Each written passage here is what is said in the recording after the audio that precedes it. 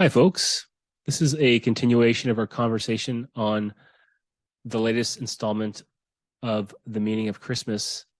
And if you joined us for the last conversation, you'll recall that we discussed previously the personality factors that account for the change in Scrooge's socioeconomic orientation of the world. And specifically, we linked these changes to the diminishment of introversion, neuroticism, and disagreeableness, and the growth of extroversion, neuroticism, and agreeableness.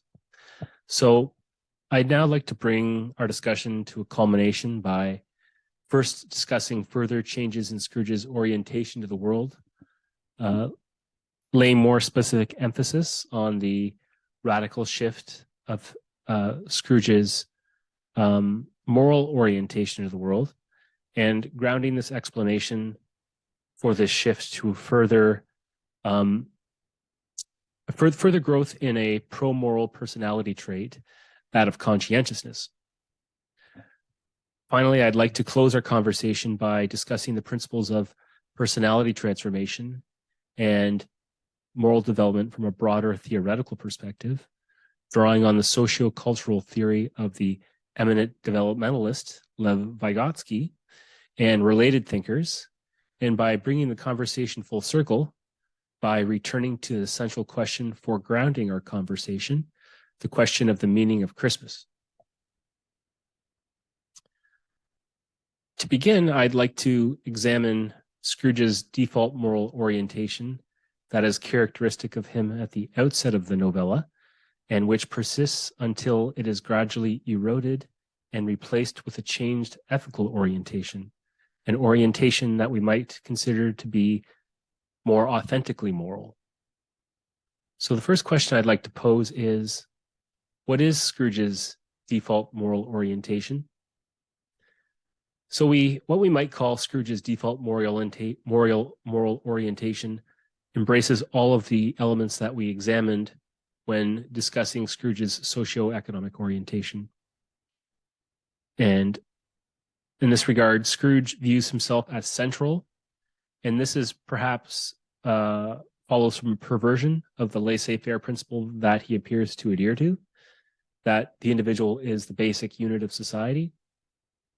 That is, Scrooge might perceive that he is the standard of measurement in the social calculus. Scrooge also embraces an ethic that is naturally competitive, so in an economic sense at the very least. And a further aspect that defines his ethic that we haven't hitherto discussed that I'd like to examine is, and which is one of his defining traits, is what I'm referring to as unconscientiousness. And the question asked is, to what extent is Scrooge's default moral orientation demonstrative of unconscientious traits? So first of all, I think it's important to get a grasp on what exactly unconscientiousness is, and I think definitions here may be helpful.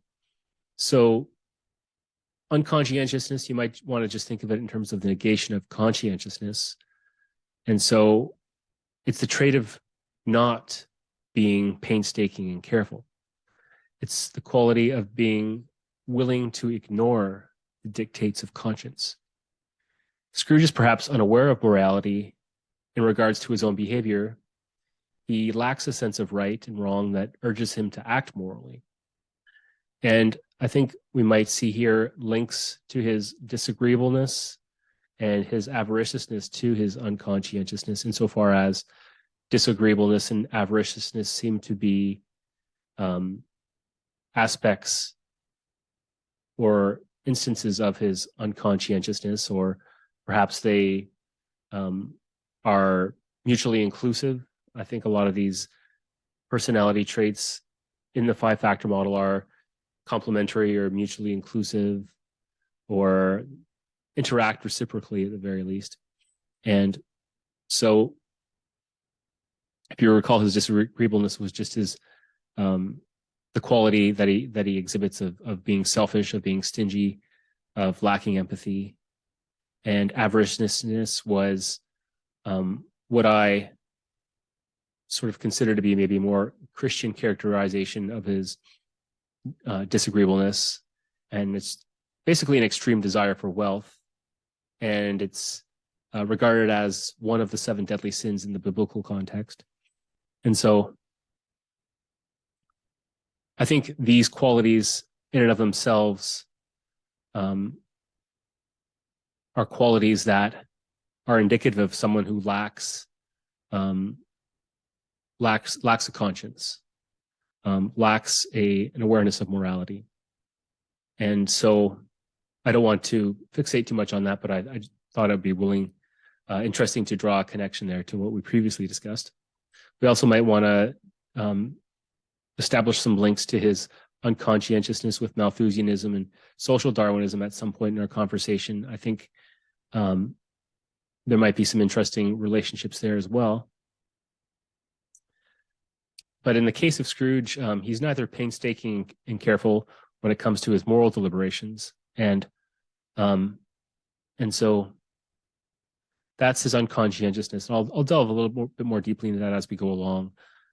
I think it's important at this stage, though, to clarify what unconscientious is not by comparing it to its opposite, which is conscientiousness. And so what is conscientiousness? To best understand what conscientiousness is, it's important to know first of all, what conscience is. And so conscience is inward knowledge, conscientiousness, internal conviction.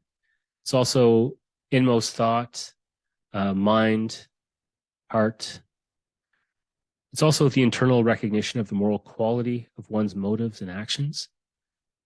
It's the faculty or principle which pronounces upon the moral quality of one's actions or motives, proving the right and condemning the wrong. And it's also an observance, a conscientious observance, or something that's given conscientious regard to. Or it can simply just be conscientiousness. It can also be a feeling. It can be a tenderness of feeling. And that's going to be important as we will consider further on in Scrooge's moral development, this tenderness of feeling. Finally, conscience can also be a scruple or a compunction. And so that's conscience, according to the Oxford Dictionary. Now, conscientious is being obedient to conscience, being habitually governed by a sense of duty, being scrupulous. It's also of or by a sense of duty or of pertaining to conscience, done according to conscience, being scrupulous. And finally, conscientiousness. These are all dictionary definitions from the Oxford Dictionary. Conscientiousness is the quality of being conscientious. It's loyalty to conscience. Conscientiousness is a personality trait defined as being careful and diligent. And the Big Five, five-factor model we've been examining has conscientiousness as one of its main personality traits. And conscientiousness, aside from the definition we've just discussed, also has facets, which also help to define it. And facets are more or less subcomponents of what conscientiousness is more generally. And so facets of conscientiousness include competence, order, achievement, striving, self-discipline.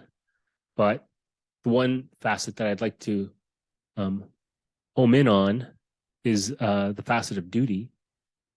And duty, of course, is something to consider when thinking about Scrooge's moral orientation, and we might consider to what extent does Scrooge embrace or embody some sort of dutifulness. And duty, in the sense of the word, admits of a multitude of definitions. I think some of the central include an action or an act that is due to a moral or a legal obligation, that which one is ought or bound to do. But there's also some other definitions that are also valid, which we can steer around as well. I'm open to that. So, in any case, that's all exposition for what's to come. And at this stage, Ryan, how's all of this sitting, as far as trying to characterize Scrooge's moral orientation and maybe the specific traits that define it? Yeah, I mean, I think you've done a really good job getting down to what, conscientiousness is and how Scrooge lacks that. And I think you've alluded to already that it seems to also be tied in with his sort of individualistic philosophy, sort of that British empiricist, sorry, philosophy. They were also imperialists too. Oh, yeah, especially at the time, I think Yeah. they were. In any case, I broke down conscientiousness very similarly, just looking at the root words. So it's sort of like being, or the state of being full of the internal recognition of, the moral quality of one's motives or actions. So that's sort of how I would break that down from like an etymological perspective. The only thing that I'm a little wouldn't say I necessarily disagree with would be just sort of the conversation around dutifulness and it being a facet Right. of conscientiousness. I'm not sure how I sit with that description. Like, yeah, I'm not sure yet, because the way I see it, a facet is like something like a side of something. Right. It's not necessarily something that makes it up, Right. right? Whereas I feel like dutiness is more of like a component, or like the attitude involved in being conscientious. Right. It describes the attitude that one has towards the uh it describes sort of the attitude that they have towards their own motives and how it relates to like other people and how it affects other people. Okay. So like I see a facet of conscientiousness being more of what you described earlier, like you know, um, one side of conscientiousness, there's like order. It displays order, it displays competence. Conscientiousness is like the side of a diamond. Mm-hmm. It or the facets of conscientiousness are like the side of the diamond. It's what conscientiousness shows you, Right. right? Right. Like what you see of conscientiousness is displayed through competence, order, and things like that, and that's achieved through the attitude that's encapsulated within conscientiousness, which is a Sure. dutifulness to others. So I just Sure. kind of want to be clear that, like, if we are going to call it a facet, it's not necessarily a facet in the same way as the other things like competence and order and stuff like Right. that. Like, competence and order only come out of dutifulness, Right. which is, You mean conscientiousness? yeah, well, those are wrapped up. Like genuine conscientiousness, it has Yeah. this like a certain type of duty towards uh,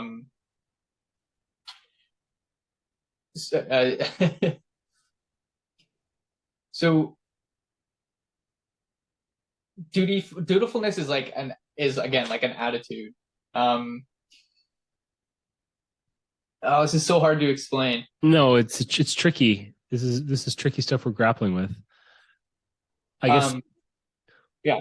what I heard you saying was that the trait of conscientiousness is more like, one of its defining features is that of an attitude, like an enduring way of, um, like an enduring mindset, an enduring uh, habit of the way you see the world, and think and feel and act about the world. Yeah, like I see conscientiousness and dutifulness as basically being the same thing. So like egoistic conscientiousness, Yeah. egotistical conscientiousness is not genuine conscientiousness, Right.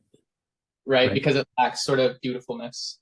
Right. It actually like respect dutifulness. It's like Right. a fake dutifulness. It's a fake morality. It's a Right. fake conscientiousness. Right. It's in some sense beside it in a way. Right. Right. Well, we can delve into that because this transitions into the next question that I was going to ask, which was, to what degree is the unreformed Scrooge dutiful, if we want to call it that, and how does his dutifulness impact his moral conduct in the story after he's undergone his reformation? And here I'd like to distinguish between three types of dutifulness and to evaluate why they apply or why they do not apply to Scrooge at various stages of his moral development. So to begin, one of the types of dutifulness which I've um, uh, described is that of what you just mentioned, Brian, egotistical dutifulness. And this is the sense of duty that is motivated by desire to fulfill one's obligations to one's inflated sense of self. That is, Scrooge's sense of what he is obligated or required to do is self-conceited. He thinks too much of himself in matters of duty. Most of his duties, or to put it more strongly, perhaps his only duty, is to fulfill obligations and requirements that are exclusively in the service of promoting his own misconceived sense of well-being. So my own speculations are that if this concept is accurate, Scrooge thinks that he ought to make and hoard money above all else, as doing so will promote his own health and well-being. For instance, Scrooge should, we might imagine that Scrooge should make and hoard money, even if it has a negative impact on the well-being of others, because he believes that he's an industrious businessman who's thus superior to the poor, who are idle and therefore undeserving of charity and deserving only of their wretched fate. Though Scrooge perceives that he is being dutiful by fulfilling his narrow-minded obligations to himself, in actuality, he is violating genuine duties. This is my contention, I suppose. This might be getting what you were getting at, Ryan. So he's causing states of affairs such as the promotion of the suffering of others, for example, the poor, who he has an opportunity to donate and financially support by offering a donation that the charity solicitors were asking him for. And he's also so he's causing the poor to suffer. He's also causing his employee Cratchit to suffer by, again, paying him a meager salary, which doesn't allow him to really sustain the well-being of his family, especially Tiny Tim, who requires costly medical interventions to treat his disability, if we want to call it that, or his illness, whatever that condition it is that he has. Scrooge is not offering the financial support he could to the Cratchits, and therefore the Cratchits suffer. And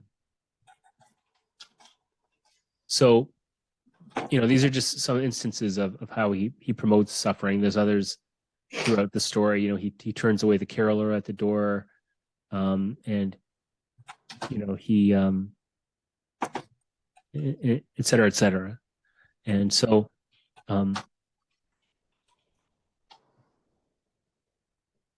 so in other words, Scrooge perceives that he ought to be solely concerned with his own narrowly focused business, but not the open-hearted and the open-handed business that Marley implores Scrooge that he ought to pursue. And so if you recall in the opening stave, Marley admonishes Scrooge that he ought to treat others, and this is a quote, with charity, mercy, forbearance, and benevolence. So perhaps this moral imperative is particularly fitting for Scrooge, who occupies a position of great power and privilege. And this kind of brought to mind the old phrase, with great power comes great responsibility.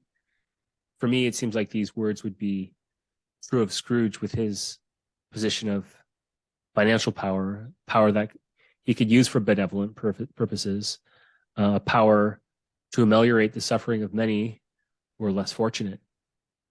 Therefore, it would seem that it's morally incumbent upon him to act on this moral duty. And so that's the first type of dutifulness that I've characterized out of egotistical dutifulness. And I don't know if at this stage, Ryan, you have any thoughts or reflections that you'd like to offer. Do you think Scrooge at the earlier stages of the story is his dutifulness characterized in these egotistical terms? Do you think that's it? This is an accurate way of characterizing his behavior? Yeah, I think you've summarized it really, really well. I see the facets of consciousness as being like the sides of a diamond, kind of like I said before. Mm-hmm. So like this egotistical dutifulness, like what it is concerned with or conscientious of, it's the facets or the sides of dutifulness or the diamond. And what they're concerned with is trying to produce more of these sides, mm-hmm. You know, more of the facets, more money, more jobs, more order, whatever. But in doing that, in whatever act of irony, they've forgotten about the diamond, their duty to the diamond, their duty to duty, the responsibility to duty, you know, with great. So like you just said here, with great power comes great responsibility. I see a ... at the end of that, and it says to duty. Right. Or to dutifulness, to conscientiousness. Right. So their obsession with the facets of consciousness, or like the sides of the diamond, like it's caused them to just like keep cutting the diamond in search of more sides, greater and brighter sides, all the while they're losing the diamond. Right. Process. Right. Right. So it's like this weird act of irony. You know, they've forgotten that, or they think that the facets, or that, you know, by having bigger, brighter facets or sides of the diamond, that's somehow the source of the diamond itself, or of conscientiousness. You know, it's like it's a real confusion that they have. They've kind of like reversed the causal order of things, thinking that, you know, the more money, the more jobs, the more order you produce, the more duty. But no, the more of your duty you fulfill, the more order and whatever utility is going to come of it. Right. You don't get duty and happiness or whatever by focusing on what gets produced from it. Right. Right. You know, it's like trying to get at love through wisdom, when love is what gives you wisdom in the first place. Right. Right. That's interesting. You can never have love, or you can never have wisdom if there wasn't love. Right. So what are you looking for? Right. Yeah. And this is sort of anticipating some other topics that I think would be interesting to delve into soon. So yeah, sorry. I just want to break this down last little bit. Sure. So I see egotistical dutifulness as equaling facet dutifulness. Facet meaning like this facet is like the sides of. So in a way, it's para dutifulness. You know, it's alongside dutifulness. It's not dutifulness. It's like an egotistical dutifulness that produces a para-morality, something that looks like morality, but isn't. Right. It's not genuine, as you put it. Right. Yes. It's a counterfeit sense of duty rather than an authentic duty.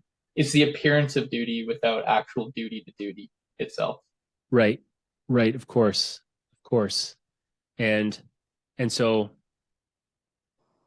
that's why I think all of the conversation we're having so far about Scrooge's morality, I think it might be useful to distinguish between, say, his default morality, which might not be authentically moral at all, but is what he's misperceiving as his moral orientation. but it's not authentically moral. And what exactly being authentically moral means, we might be able to clarify as we go along here. But He's mistaken the facets of conscientiousness for conscientiousness itself. right, And he's been blinded by the light that shines off these facets, off the sides of the diamond, and right, it is mistaken that the sides for the diamond itself. right. I think too we might distinguish between, because I kind of hear what you're saying here. I think we might want to distinguish between the facets of conscientiousness as Scrooge might conceive them, and the facets of conscientiousness as, say, Costa and McRae, the uh, founders of the five-factor model of personality, might refer to them as. So, like, if I'm hearing you right, I mean, I think the facets, to my understanding, are sort of the aspects of conscientiousness. If we thought of like conscientiousness as being like the trunk of a tree, the facets would be the branches coming out of that tree. So dutifulness, competence, orderliness, and so on. These are all facets of conscientiousness. Well, But for example, like the ocean model. What are the different letters facets of? What is it supposed to be like a representation of, or what is it supposed to give you the appearance of? well, the Someone's each personality. each trait, yeah, each trait defines someone's personality, But right? let's not mistake the facets for the personality. Right. Of course. I mean, it's a model. It's not. It's a representation of personality. It's not. It might maybe not be It's how a. it's expressed, right? It's how it appears, right? It's Yeah. the size of the diamond. The sides of the diamond. Yeah. Yeah. If you want to use that image, I use that of a tree, but diamond, tree, I think they both kind of get to the same thing. Um, but yeah, in any case, that opens up questions as to um, the validity of the theoretical framework in and of itself, and which is interesting. But I don't want to get off on too much of a digression talking about the validity of the five-factor model. Um, but in any case, kind of returning to where we were. Uh, so we were talking about altruistic dutifulness, and or sorry, not altruistic dutifulness. That's what I want to talk about next. We were talking about um, egotistical dutifulness. That's one way of characterizing Scrooge's duty that he embodies in the story. Now, another way of characterizing his duty is, and this pertains not so much to the unreformed Scrooge, who I characterized as embodying egotistical dutifulness, but it applies more to the reformed Scrooge. And we might characterize the reformed Scrooge's actions as more selfless actions towards others. And so the term altruistic dutifulness, I think, might accurately describe this sense of dutifulness. So altruistic dutifulness is the view that moral obligations and requirements are motivated not out of a consideration of oneself, but out of a consideration of others. And to that degree, the moral agent is self-denying, self-sacrificing, and selfless.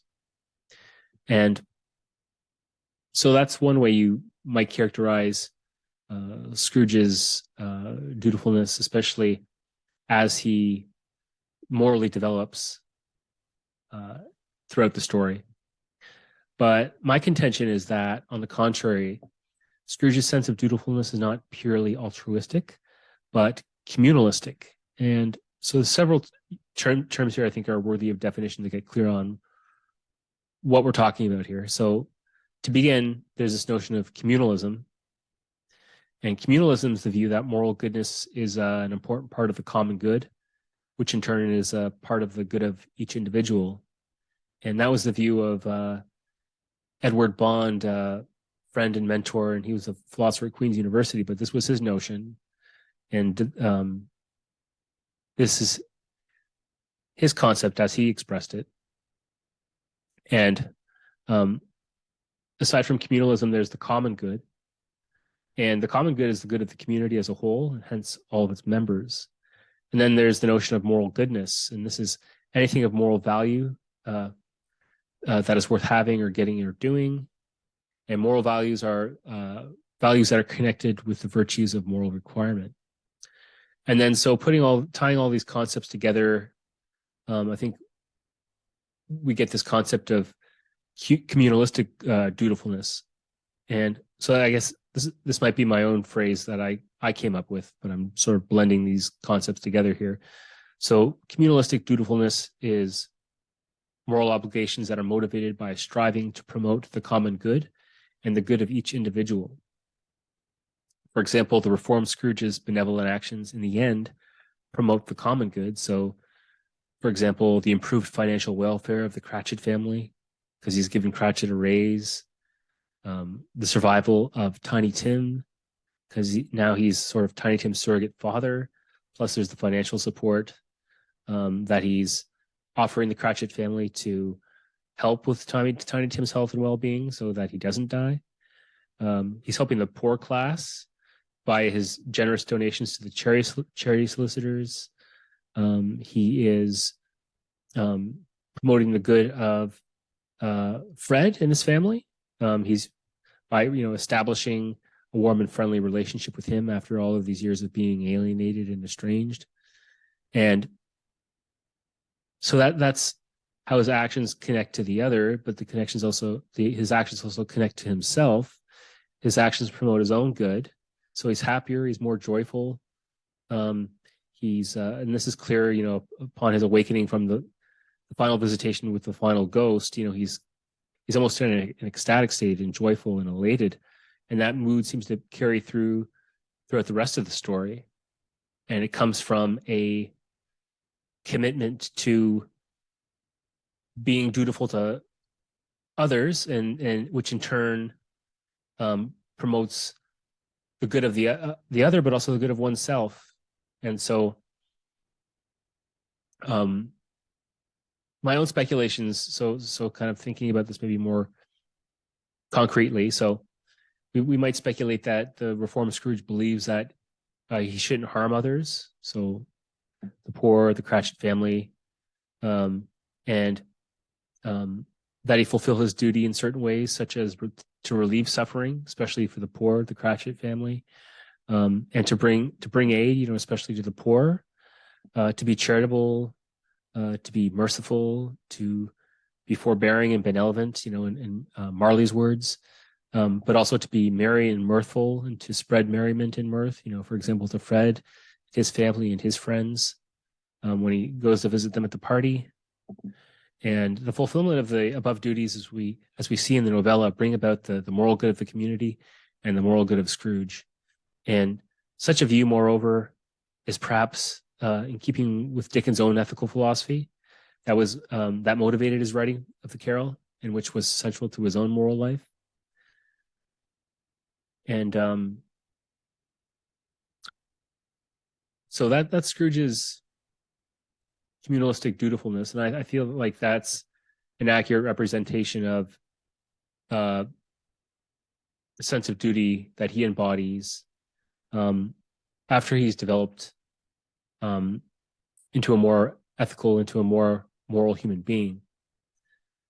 Now, aside from duty, there's also feelings, and more specifically, moral feelings. And the reformed Scrooge becomes transformed into a conscientious man, having previously been an unconscientious man. And the fulfillment of his genuine duties owes its origin to, I think, and this is getting back to the feeling part, the fulfillment of his genuine duties owes its origin to the elicitation of powerful moral feelings or sentiments. And specifically, we see in the story that it's the elicitation of feelings of remorse and feelings of love that awaken that genuine sense of duty within him. And that communalistic duty, which I was talking about, if we want to accept that characterization of Scrooge's duty. Now, these feelings that Scrooge is feeling are what the developmental psychologists like Vygotsky refer to as the affective volitional basis for moral development. And in Scrooge's case, it's the affective volitional basis for his development into a conscientious man, and hence his development into a more authentically moral man. Whereas previously he had only presented the facade of a moral man, pursuing his own narrow and conceited duties towards himself. So these feelings are important for moral decision making, and I know researchers like neuropsychologists like Antonio Damaso talked about the importance of feelings with regards to decision making, and I think this can extend to moral decision making. And he talked about somatic markers, and this is kind of the notion of somatic markers is part of his broader hypothesis of what he calls the somatic marker hypothesis. And so that hypothesis is proposed by Damasio, and it's one which he argues that emotional processes guide behavior, particularly decision making, and somatic markers essentially are feelings felt in the body, and which are associated with specific emotions. So, for example, rapid heartbeat is associated with anxiety. So Damasio thinks that people who are lacking these somatic markers, these feelings in the body, make ineffective decisions in their lives. And his experiments show that. So in applying this hypothesis and way of thinking to the story we've been talking about, we can perhaps better appreciate why it's important that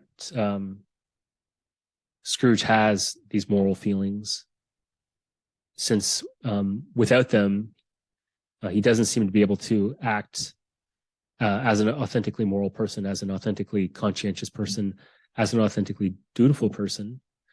And we see this throughout the earlier stages of the story before he undergoes his conversion. We described his personality as being that of a callous person, and we talked about his callous Malthusianism. And so that might mark the part of the story where his feelings are perhaps at their most dull or at their most absent. And as he progresses, as he develops morally, it seems like his moral feelings are awakened and are kindled through the experiences he has with the three ghosts. So that's basically what I wanted to talk about Scrooge's personality transformation with regards to his change from an unconscientious person to a conscientious person, and trying to unpack that by talking about what those concepts mean and how they apply and relate to duty, given the various characterizations that I've mentioned, and how duty and conscientiousness, in some sense, might for them to be, to come to fruition and to exert their effect on decision making, how they need to be tied to the emotions, how they need to be tied to moral feelings. So that's pretty much all I wanted to say as far as the expository things go. Do you have any other things you want to add in, Ryan? Yeah. So I think this all ties in really nicely. The affective volitional basis, moral feelings, dutifulness. I think this all really describes well, or it can help us describe how he changes over the novella. Just kind of like tying all these concepts together, though, like I see sort of this communalistic dutifulness as sort of dutifulness to the common good. So like a genuine dutifulness, not to the facets of the common good or how the common good manifests. It's the moral feeling necessary for there to be facets of the good in the first place, for there to be utility, for there to be order, for there to be, jobs, money, that kind of thing. So this dutifulness, this genuine dutifulness, like this is the affective volitional basis for the development of communalistic morality, within individuals and within a community. Like it's the only way that a community can develop, a particular culture or morality whatsoever. Like if you don't have this attitude, this affective volitional basis, these moral feelings. And like the affective volitional basis, like what that means is like consciously adopting a certain feeling or attitude towards life, towards towards other people, towards duty, right? Right. So that I think this just summarizes really, really well, because at the beginning, his dutifulness was to sort of like those facets or sides of the diamond I was talking about, Mhm. to money, order, jobs, that kind of stuff. Mhm. And he neglected the grounds, the common good that makes all of those facets, all that utility possible in the first place. Mhm. Right? He was engaged in a self undermining, like for someone who's selfish, who's so Mhm. concerned about themselves, in the end, he was engaging in a self undermining and sort of like an ignorant form of dutifulness that neglects moral feelings, the very basis, you know, by which anything that he loves, money or whatever, comes about in the first place. So I think this was sort of like a homecoming for Scrooge, like bringing him back home, bringing him back to like, hey, remember, and like that's what a lot of these ghosts were about, like, hey, remember, Yeah. and now look where this is going. You've completely undermined, like in your quest, you've completely undermined the whole point of it. Yeah. Yeah. Happiness, love, whatever. Yeah. And I think this ties back to what you'd brought up early in our conversation about conscientiousness as an awareness of our moral duty. And it's as if the ghosts are kind of like there to remind Scrooge, you know, um, to remind Scrooge of, his past, his present, and his future, and how each of those time frames, in some sense, perhaps conveys a message about the importance of, you know, living a conscientious life, living a moral life, and I think each of the ghosts opens up a door of awareness or a window of awareness in which Scrooge can get out of that default mode, all the default orientations which have become second nature to him, help Scrooge to uh, break out of those orientations and to consider other perspectives, other orientations, more authentically moral orientations, more conscientious orientations, and yes, I think that's a good point you put forward there. I think too, like a lot of the things we're talking about, like duty, for example, like these are really abstract concepts, and I think like what a lot of the ghosts and that whole experience for Scrooge represents is in a way like a mythology for himself. Mhm. In myths, what we do is because we take these really abstract, weird concepts like love and duty, and we personify them and we make them real so that we can understand in more concrete ways how we're supposed to relate to these abstract concepts like duty. Mhm. Um, And I think for Scrooge, like, at the beginning, he's talking about how, it's just an undigested piece of meat or whatever. He's trying to find a rational explanation for the irrational. Mm-hmm. And what I think this is getting at is fundamentally, like, what guides our rational behavior is a conscious attitude in relationship to the unrational. That is our duty to duty. Mm-hmm. Like, fundamentally, there's no beyond that. That's it. That's the ground. And there's Mm-hmm. there's no explanation beyond it. And you just have to accept that. You just have to adopt consciously like an affective attitude towards it. Mm-hmm. And that is the only way that you're going to get anything out of life. That is the only way you're going to produce anything. It's the only way you're going to be happy. Mm-hmm. So yeah, am I making any sense? Yeah, I know. I mean, our duty to duty is as much a fact um, as that the fact that you're a human being, the fact that you're a male human being. Our duty to duty is a fact in just the same way. It's just a brute fact. It's there's no there's nothing that requires further justification, I suppose. Like And like it just is.